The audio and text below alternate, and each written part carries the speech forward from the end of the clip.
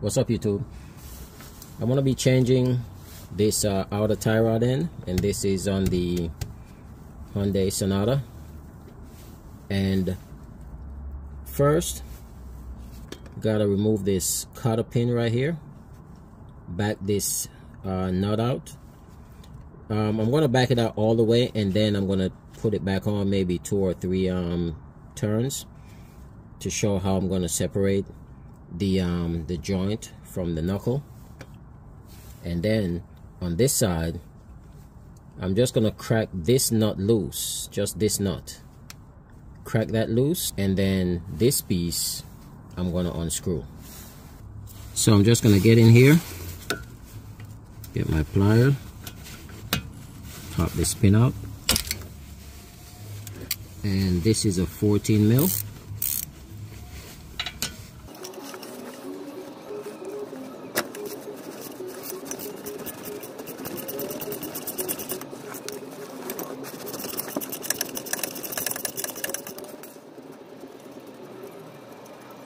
So I got this off. So what I'm going to do now, I'm just going to put it back on a few turns by hand, maybe 4 or 5 turns. Okay, leave it like that. Now I come on this side, and this is a 24 mil. To make this loose, you have to go clockwise as if you're tightening it. Same thing on the other side, go clockwise, because you want this nut right here to go that way. So it's like tightening it, you're pushing it that way. And this one is always tight to turn, so I'm gonna use a rubber mallet, and I'm gonna hit the bottom of the wrench. There you go, hit that, cracked it loose. That's all we need. Now you see this is turning nice and easy. When this is jammed up against it, like so, it doesn't turn. But when we back it off, so once I separate the joint, I'm able to back this out. Now, to separate the joint from the knuckle, you could use a separator, which is like a fork. I have that in another video, where you stick it between the boot and the knuckle. You stick it in here, and it's tapered, so as you hit it with a hammer, it opens up and then it separates it. And the reason I put the nut back on is when it separates, instead of just having it popping out, the nut would actually hold it and then finish taking it out by hand. In my case, I'm going to use a different style separator. This is how it looks. And this goes between the boot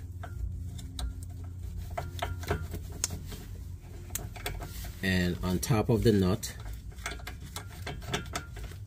This is the setup. So this piece sits between the boot and the knuckle, and the upper jaw sits on the nut, and as I tighten this, it pushes this end upwards, which is going to push the opposite end down because it's on a pivot right here, and that's what's going to separate it. And this end is a 3/8.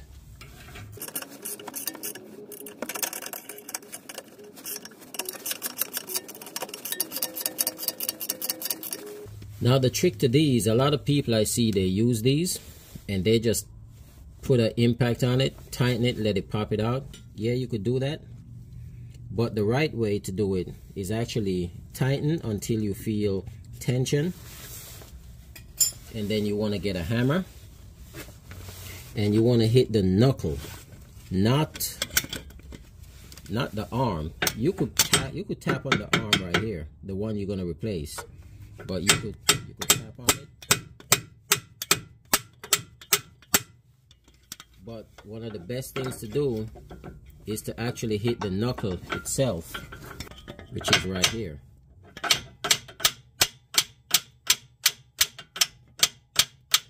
You hit the knuckle, Then tighten a little more.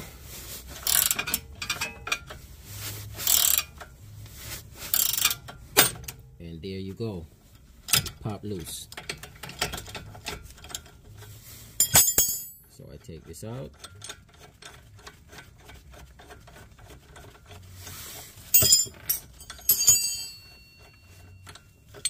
You can see how thin the jaws are.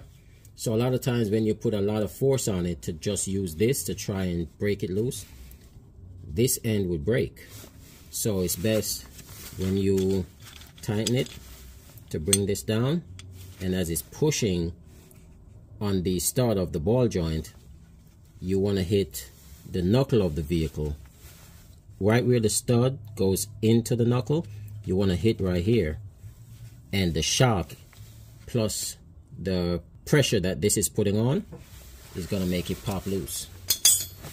So now I could back this out by hand.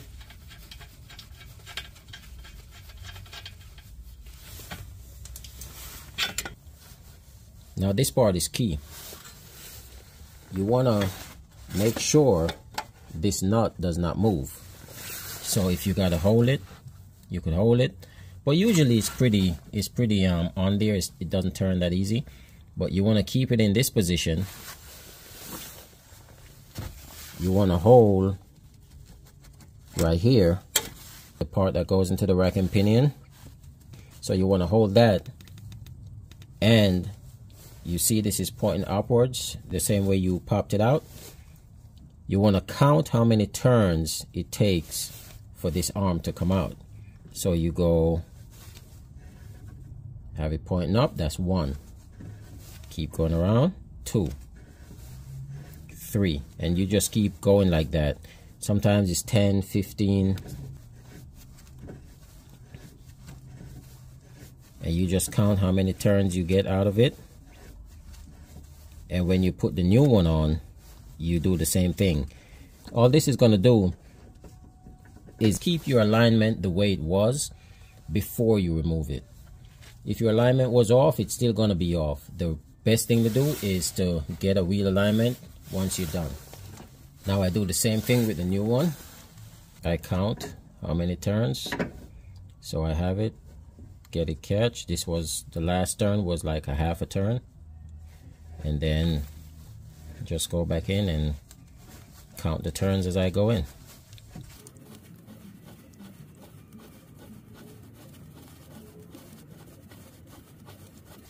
And once we get back to that nut, it should face upwards like that. So now I put this back in the knuckle, put a little pressure at the bottom just by hand as I tighten it. And this one that I ordered came with a grease fitting. I recommend getting the one that have the grease fitting. That way whenever you do an oil change, you go with your grease gun and you grease everything up. So I'm just gonna put it in right here.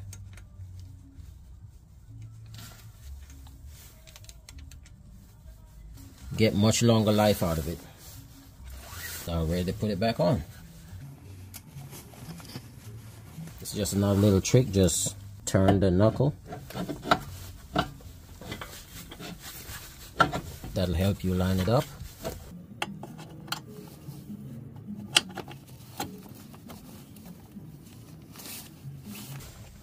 Comes with a brand new castle nut.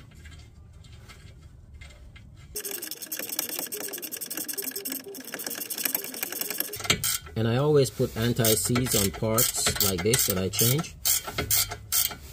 I'm in an area where it's a lot of rust, got snow, road salt, stuff like that, so I always put anti-seize. If you're in warmer climate, you don't have to worry about that. Just replace your part and that's it. And these have torque specs, so you want to look what your torque specs are and torque it down.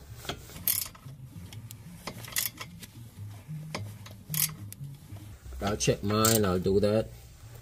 I'm going to do that off camera, but I'll just show how to do everything else.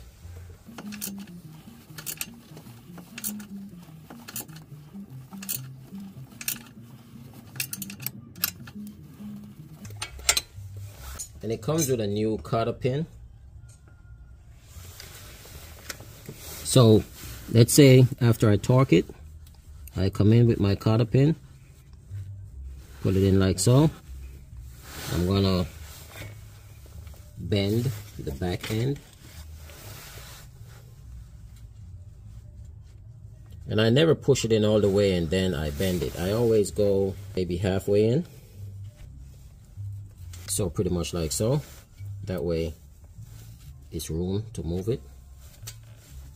And by that moving, as you drive and the vehicle is, you know, vibrating and stuff, it'll move that pin, shake it around, so it won't really stay in one position to get rusted.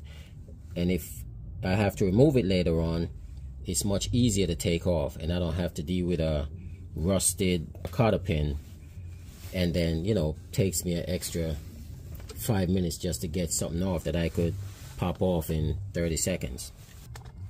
Now all I gotta do is tighten this. Just a quick tip, in my case, mine came off easy by turning it by hand, but if you're having a hard time after you drop the ball joint section and you try to turn this, if it's not turning or the whole thing is turning, what you could do, you could see right here, it has some flat spots also. That's where they do the wheel alignment. So what you do, you get a size that fit this piece, not the nut, the size that fit this piece, and a size that fit this right here. On this car, this is a 15. 15 fits this shaft, and then the 24 fits this. So you would put it on and you would crack it loose. So you hold this to prevent the whole thing from turning, like so. See how it's turning? Just by doing that, I'm changing the alignment a little bit. So you will hold this from turning, and then you back this out with this one. And that's it for changing the outer tie rod end. And this applies to pretty much any car out there.